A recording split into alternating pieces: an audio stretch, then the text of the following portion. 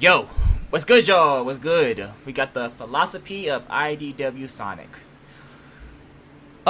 This should be interesting. This should be interesting. By the way, since I'm caught up to the IDWs. I plan on doing a tier list for the IDW Sonic characters.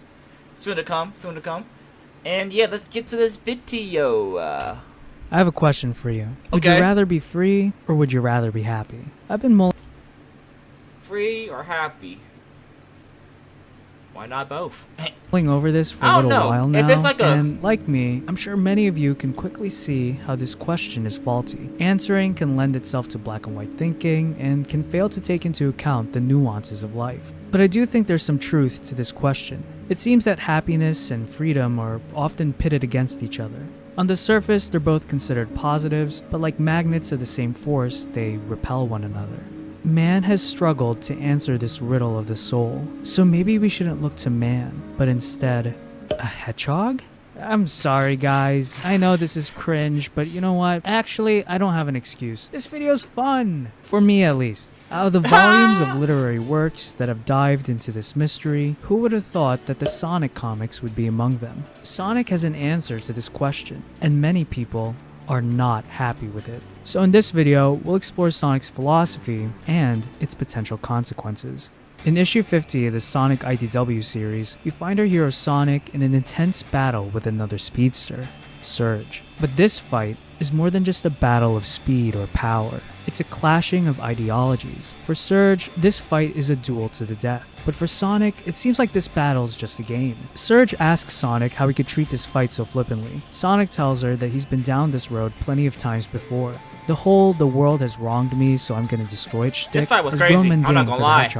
Hearing this, Surge tells Sonic to just end it. This is code for kill me. In Surge's mind, she's like, well, I'm clearly a threat to you and those you care about. Why don't you just kill me and be done with it? Why create this unnecessary risk of keeping me alive? So here's where things get interesting. Sonic tells her that he's not going to do that. Instead, he's going to give her a chance to amend her ways, and then proceeds to give a whole spiel on the reason why.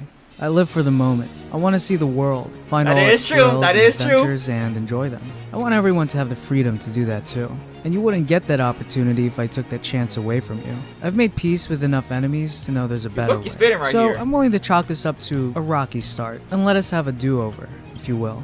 Surge hears Sonic's monologue and thinks it's pretty stupid. She says, well, in that case, I'm gonna use my freedom to destroy you and everyone and everything. Sonic's like, okay, you have the right to do that, but I also have the right to stop you. For Sonic, Surge's actions will lead to the freedom of others being taken away, and according to his philosophy, he has the right to intervene. The two have reached an impasse, and all that can be done now is for them to continue their battle. The fight eventually ends with Surge hanging on a ledge, but before she's able to pick herself up, debris falls from the ceiling and collapses on top of her, causing her to fall into the void. Look, I don't know about you, but that was a lot to take in. From these panels, we get a clearer picture of who Sonic is and what he stands for. And as I've stated earlier in this video, many readers hate what they see. To them, this version of Sonic is a jerk, and is a total contradiction of his past interpretations. He seems to show very little empathy for Surge and her past issues. For some readers, Surge is in the right. Sonic and his philosophy is smug and irresponsible.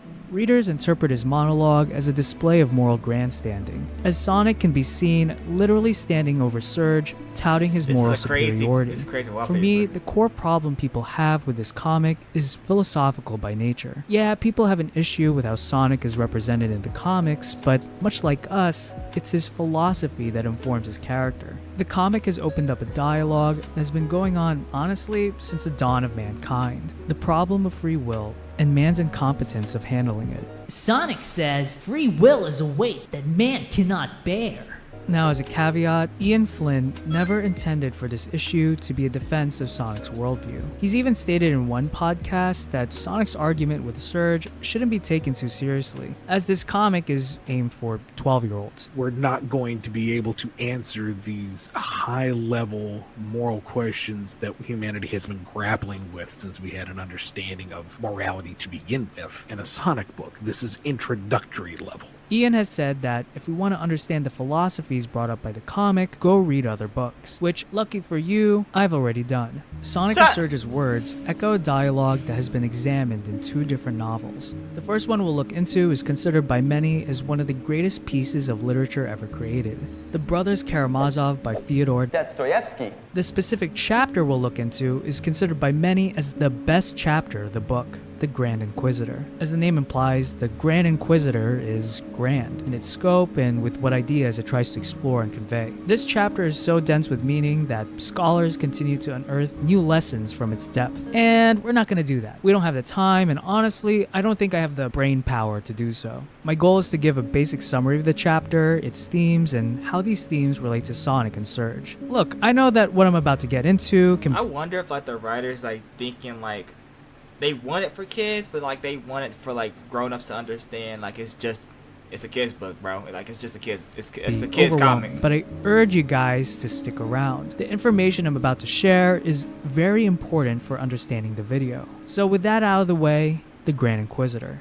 The Grand Inquisitor begins with Christ returning to the world during the Spanish Inquisition, and after being on hiatus, Jesus is back doing what he does best. Curing the sick, making the blind see, raising people from the dead, you know, the whole shebang. So as you can imagine, everyone's happy with this, right? Well, no. In this story, out of everyone, it's the Catholic Church that hates what Jesus is doing. And the main accuser is the Grand Inquisitor. He sees Jesus performing these miracles and he's like, nope. So he locks Jesus up in prison where he plans to execute him the next day. For some listening to this story, you might be thinking, isn't the whole point of the church to worship Jesus? If you're the church, you have to at least like Jesus, right? But to hate him to the point where you're gonna kill him, again, that goes completely against your mission statement. And you guys are correct in pointing out this blatant hypocrisy. But according to the Inquisitor, the church's response is justified. The return of Jesus disrupts the established order. The Inquisitor tells him, hey, when you left the world, we had to take over your job. And you know what? We did your job way better. And the way we accomplished this is by taking away people's freedom. You giving people free will, that was a bad idea. You think too highly of people. You respect humanity too much. And we don't. Remember the time when you denied Satan's temptations in the desert? Well, we didn't. Instead, we decided to follow his advice because he knows what he's talking about. And ever since we made that decision, everything has been better. People don't have to think for themselves, there's no disorder, everyone agrees with each other, and for the most part, people are happier. Everyone is safer because of us. Now, if you've been listening, you can quickly see the similarities between Surge's sentiments and the Inquisitor's. Like the Inquisitor, Surge berates Sonic. How could he give this much freedom to people, especially towards his enemies? It's completely irresponsible. Think about how many problems would go away if you just got rid of these people. Think about how many of Sonic's friends have suffered or will suffer because of his idealization of freedom. To Sonic, a person's freedom is sacred and shouldn't be violated, no matter who they are. And this philosophy is very fitting for the character. Like him, freedom is dangerous, and it's wild. I mean, think about it practically. Free will can easily lead into disorder, and eventually, chaos. Free will gives you the power to do great good or great evil, but many will choose the latter. In the Sonic universe, there's one individual that's proven Surge's argument time and time again. He's the antithesis of Sonic's philosophy. We all know him, Sonic's arch-nemesis, Dr. Eggman. Since the beginning, Dr. Eggman has been plotting to enslave the world with his technology. In issue 16 of the IDW comics, we see Eggman's most diabolical invention yet, a metal virus that transforms organisms into robotic slaves, also known as zombots. Whether intentional or not, Sonic and Eggman's clashing philosophies is present in another literary classic, Brave New World by Aldous Huxley. Like my summary of the Grand Inquisitor, I'll focus on just one chapter of Brave New World and how it connects to Sonic's relationship with Dr. Eggman. So, Brave New World is set in the utopian version of London, where everything is perfect. I'm putting perfect in quotes here. In this future, technology has advanced to the point where anyone can pretty much get everything they want. everyone is happy. I'm also putting happy in quotes here. And whenever people do get sad, they just take a drug that recalibrates their emotions. London is in perfect order because everything and everyone is governed under the world state. Within the world state is a small group of individuals called the world controllers, which, as the name implies, this group controls every aspect of a person's life and the environment they live in. The story takes a dramatic turn when a guy named John shows up. John is known as a savage. It comes from a place called the Savage Reservation. This reservation is the complete opposite of London. While London is technologically advanced and stable, the Savage Reservation is primitive and wild. It's twisted, With this background in mind, the story culminates to John meeting the world controller of London, Mustafa Mond. And as you'll quickly see, John's relationship with Mustafa Mond mirrors closely to Sonic's relationship with Dr. Eggman. John tells Mustafa that the world state is corrupt. To predestine the lives of people and to force them to fit into the world state's vision is evil. Mustafa understands where John is coming from and even empathizes with him, but he counters John's judgment by asserting that the world has never been better, and this is all thanks to the world state. Through advanced technology and genetic engineering, nearly all physical ailments and diseases have been eliminated. Everyone's basic needs are met. There's no more threat of war, no fear of poverty, and ultimately, no more suffering. Everyone and everything runs like a well-oiled machine. Now, let's look back into issue 16 of the IDW comics. Listen to Dr. Eggman's monologue. Here is where the metal virus will be distributed to the filthy, irregular world below.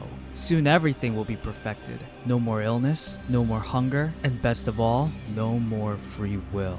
I don't know about you guys, but that sounds a lot like what Mustafa Mond had to say to John. Like Mustafa, Eggman is using technology to eradicate hunger, illness, and inequality, all at the cost of ridding free will. In a way, I think Sonic wants what Eggman wants. They both have a desire for harmony, but Eggman and Sonic's visions of the world come at a cost. For the Doctor, it's the erasure of free will. Eggman stamping out a person's freedom will accomplish harmony, but it's hollow. And I think deep down, we all know this act infringes something sacred within us. For Sonic, harmony comes at the cost of suffering. His vision for the world isn't safety or comfort, but for everyone's right to live life to the fullest. Now you may say, well, what about what Surge said? Why not just let the good guys have this right and just get rid of the bad guys? I think a big reason why Sonic would disagree with this answer is that it doesn't actually lead to harmony. Harmony is about everyone living together in peace. This includes the bad guys. Sonic's decision to let his enemies live is giving them a chance for redemption. I just realized that is true because at the end of the day, he still wants Meadow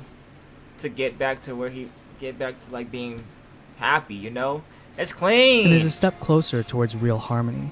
Peace is the end goal, and for the peace to be real, it needs to be a choice made by everyone.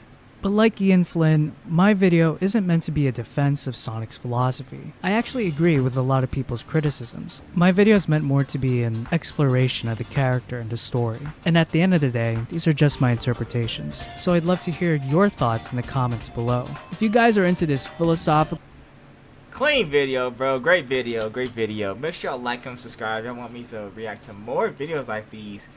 No, this low-key got me thinking, like, bro. Sonic's piece is like, you gotta look at the enemy's pieces too, of like how they view the world for real. But yep, IDW tier list coming out soon, and SP3 is out. Peace.